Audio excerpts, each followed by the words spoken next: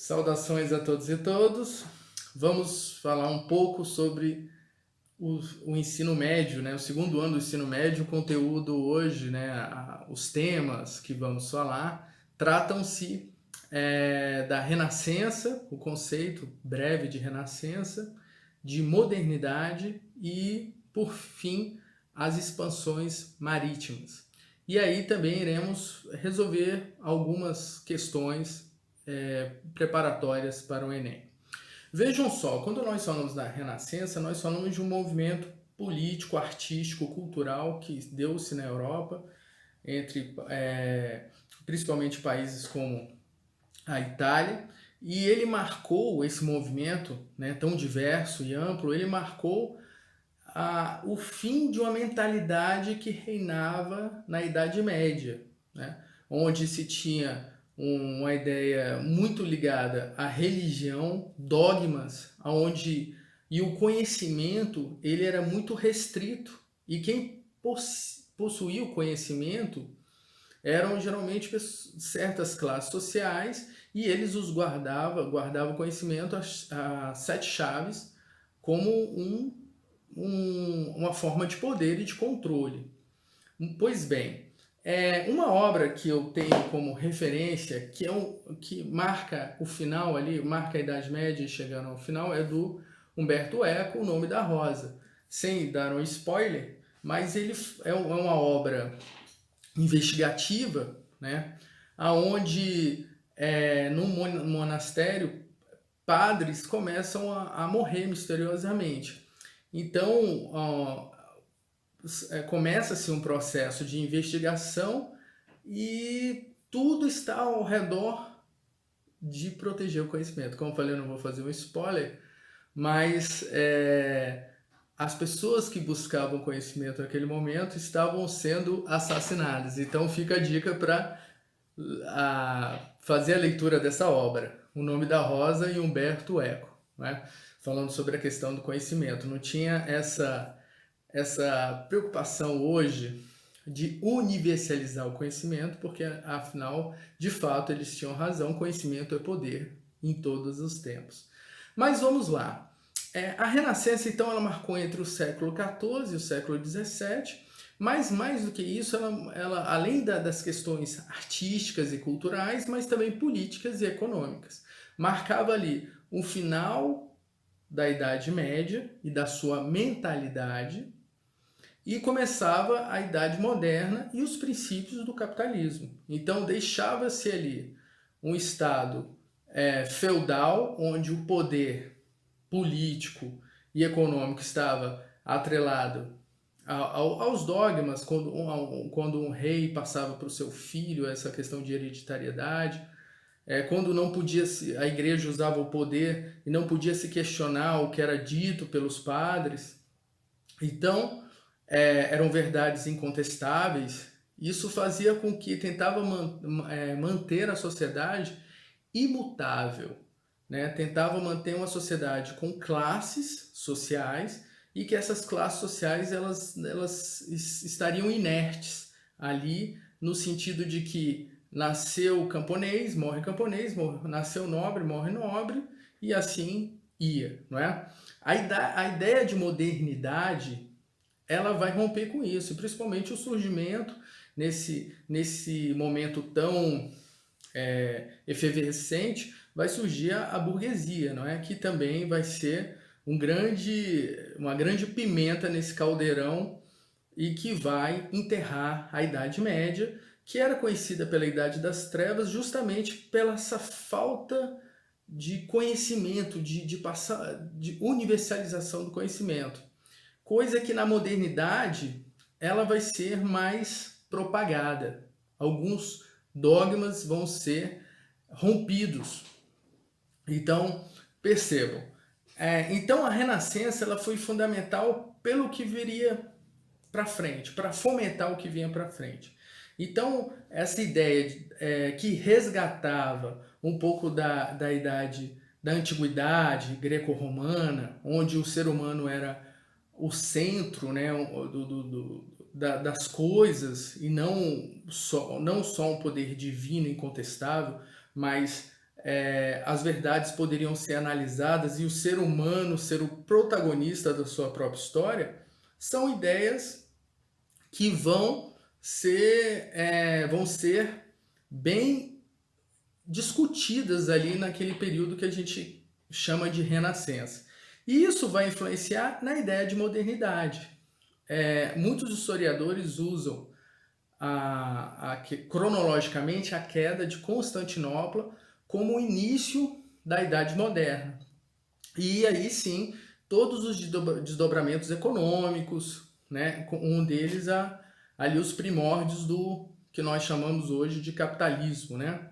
E vejam só, essa ideia, essas aventuras de esses pensamentos, essa quebra de paradigmas, ela vai também fomentar ou influenciar nas grandes navegações.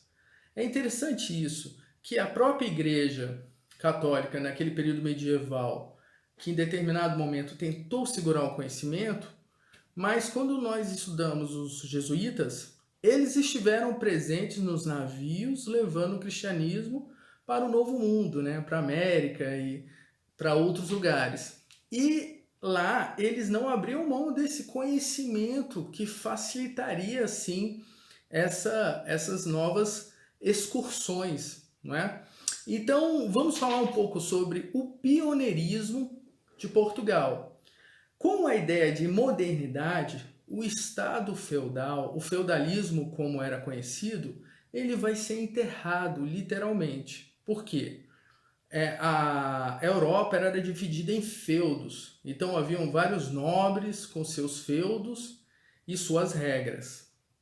Com a ideia de modernidade, esses feudos e alguns senhores feudais vão se juntar, vão se aliar, tem guerras, invasões, mas enfim, esses feudos eles vão se tornando, se juntando, se unificando em alguns momentos, se separando em outros, mas isso vai se desdobrar nas fronteiras dos estados modernos, que é bem próximo das noções de países que nós temos hoje. Portugal foi pioneiro na navegação, mas foi pioneiro na navegação também pelo seu pioneirismo em criar-se como um novo Estado nacional perante essa nova realidade da modernidade. Então, os seus reinos, não vou me aprofundar aqui, né? As dinastias, enfim, se uniram e promoveram a unificação e que permitiu, dentro daquela necessidade de buscar, uma necessidade mercantil de buscar riquezas, fomentar o pioneirismo ali nas grandes navegações. Até porque, territorialmente, a Península Ibérica e ali onde está Espanha e Portugal, tem essa facilidade ali, ele já tem, digamos assim, em virtude das suas questões naturais ali, territoriais, já tem uma expertise, né, uma experiência nas navegações. Mas não só isso era necessário. Como eu falei, Portugal foi pioneiro também porque conseguiu se transformar-se num Estado, né, num Estado moderno, né, abraçar aí já os novos conceitos de modernidade e lançar-se rumo às novas terras em busca de riqueza. E tendo o apoio da Igreja Católica, inclusive cada navio tinha ali os jesuítas que registravam muito do que a gente resgata do processo de colonização, das grandes navegações, estão nos registros que eram feitos pelos jesuítas, entre outros relatos, claro. E já a Espanha teve um processo um pouco mais tardio, em virtude que a Espanha passou também por uma invasão pelos mouros. Então, enquanto em quase século XV Portugal já se preparava, né? Já se lançava as grandes navegações e já tinha superado várias etapas aí do que anteriormente eu falei, a formação do Estado moderno, né? A formação do Estado de Portugal como conhecemos hoje. A Espanha ainda estava em guerra com os mouros e foi quase em meados, né, do século XV ali que quase, né, que conseguiu libertar-se dos mouros e também permitiu que eles contratassem, né, a coroa espanhola contratasse ali o genovês Cristóvão Colombo para que também entrasse nessa corrida marítima, né, o que nós chamamos das grandes navegações. Então vamos lá. Então nós temos aqui, já falamos um pouco da Renascença, já falamos um pouco sobre a ideia, perdão, de modernidade, falamos um pouco da expansão marítima e agora nós vamos fazer um pequeno exercício. Eu selecionei algumas questões aqui, então vamos lá. Para compreender a expansão marítima nos séculos XV e XVI, é necessário considerar a importância da cartografia. Sobre o tema, é correto afirmar que os cartógrafos representavam o mundo. Letra A. Ignorando a hagiografia medieval e as crenças da existência de monstros marinhos e de correntes de ventos nos oceanos. Não, né? Na verdade, eles não ignoravam todo o conhecimento científico daquele período, era necessário bússola, astrolábio e o que mais fosse para se lançarem, enfim, nessas grandes navegações, para não ficarem à deriva. E também esses mitos de monstros foram logo superados quando eles se agarraram aos conceitos científicos, não é? E letra B, valendo-se de conhecimentos acumulados e transmitidos por meio da filosofia, da astronomia e da experiência concreta. Vejam só, essa de logo me parece a alternativa correta, né? Então vamos ver as outras, mas de início a gente dá um tiquezinho nessa aqui, parece correta. Vamos às outras.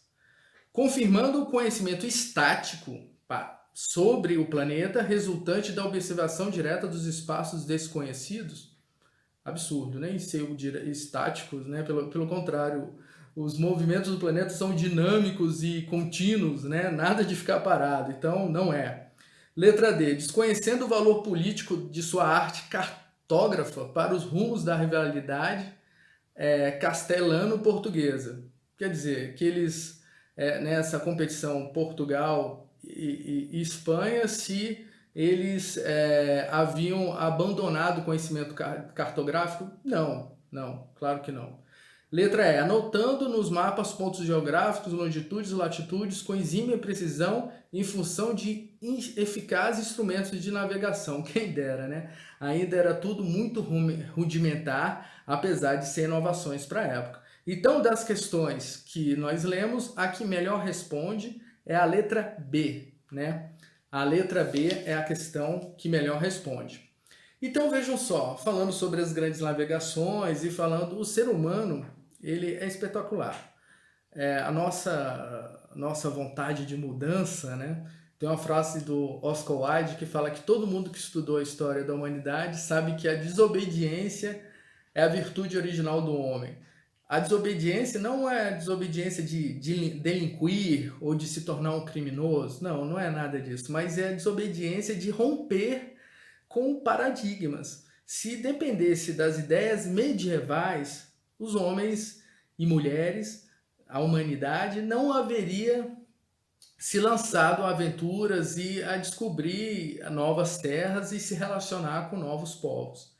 É importante entender que, nesse momento, a gente está falando da Renascença, que foi um movimento que aconteceu ali na Europa, falando das grandes navegações, né, de Portugal, Espanha vindo para o Brasil e para a América, né, Portugal tomando conta daqui do que seria o Brasil, Espanha para os outros países aqui que fazem parte do continente americano, que sofreram o processo de colonização pela Espanha, mas nós percebemos que o sentido de romper é o sentido de que eles quebraram os dogmas. O conhecimento ele permite isso. A ciência, ela não é infalível. Muitas teorias históricas, científicas, na matemática, na sociologia, enfim, nas várias ciências que existem, elas podem se equivocar, se corrigir e ter um novo rumo. A ciência não é infalível, a ciência não é dogmática. Então, isso contrapõe as ideias medievais que não permitiam essas reflexões. Mas vamos lá. Outra boa questão aqui que eu separei para que pudéssemos fazer a leitura é uma da Faculdade Mackenzie e fala o seguinte: as grandes mudanças que se verificam na arte náutica durante a segunda metade do século XV levam a crer na possibilidade de chegar-se contornando o continente africano às terras do Oriente. Não se pode afirmar, contudo, que a ambição de atingir por via marítima esses países de fábula presidissem as navegações do período henriquino, animada por objetivos estritamente mercantis, com a expedição de Antão Gonçalves, inicia-se em 1441 o tráfico negreiro para o reino. Da mesma viagem procede o primeiro ouro em pó, ainda que escasso, resgatado naquelas partes, o marfim cujo movimento se achava até então em mãos de mercadores árabes.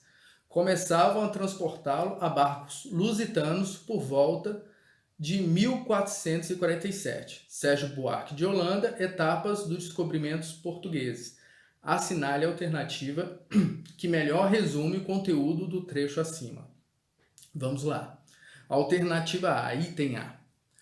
A descoberta do continente americano por espanhóis, depois por portugueses, revela o grande anseio dos navegadores ibéricos por chegar às riquezas do Oriente através de uma rota pelo Ocidente? Olha, não é essa a questão ainda. Vamos analisar, vamos ver uma questão mais completa. Os portugueses logo abandonaram as viagens de descoberta para o Oriente através do Atlântico, visto que lhes bastavam as riquezas alcançadas na África, ou seja, o ouro, marfim e escravos. Não é, né? Os portugueses logo abandonaram? Não, de forma alguma. Eles persistiram. Letra C. Embora a descoberta de uma rota africana para o Oriente fosse para os portugueses algo cada vez mais realizável em razão dos avanços técnicos, foi a exploração comercial da costa africana o que de fato impulsionou as viagens do período. De fato, essa alternativa, em princípio, aqui parece a mais completa, porque além de uma preocupação com o Oriente, os portugueses eles navegaram e exploraram amplamente a costa africana. D. As navegações portuguesas, à época de Dom Henrique, eram motivadas, acima de tudo, pelo exotismo fabuloso do Oriente. Não era pelo turismo, né? Nem pelas questões de serem exóticas. Secundariamente, contudo, dedicavam-se os portugueses ao comércio de escravos, ouro, marfim, sobretudo na costa africana. Não é essa a alternativa. E letra E. Durante o período henriquino, os grandes aperfeiçoamentos técnicos na arte náutica permitiram os portugueses a chegar ao Oriente contornando o continente africano. É uma questão também que poderia dar dúvida, mas entre essas questões, e como o próprio enunciado fala, quais das questões estão mais responde melhor ou caracteriza melhor esse período, então é a letra C. Embora a descoberta de uma rota africana para o Oriente fosse para os portugueses algo cada vez mais realizável em razão dos avanços técnicos, foi a exploração comercial da costa africana que de fato impulsionou as viagens do período. Tem que lembrar que além do marfim, tivemos também o tráfico negreiro, né? E que vai ocasionar um dos episódios mais tristes também da história da humanidade, que é a escravidão negra, né? E que estima-se que mais de 10 milhões de africanos vieram nessa diáspora, né, forçada para o continente americano. Muito bem, pessoal, é rápido, mas é interessante. Leiam sobre Renascença, modernidade e as grandes navegações e façam os exercícios. Um grande abraço e até a próxima!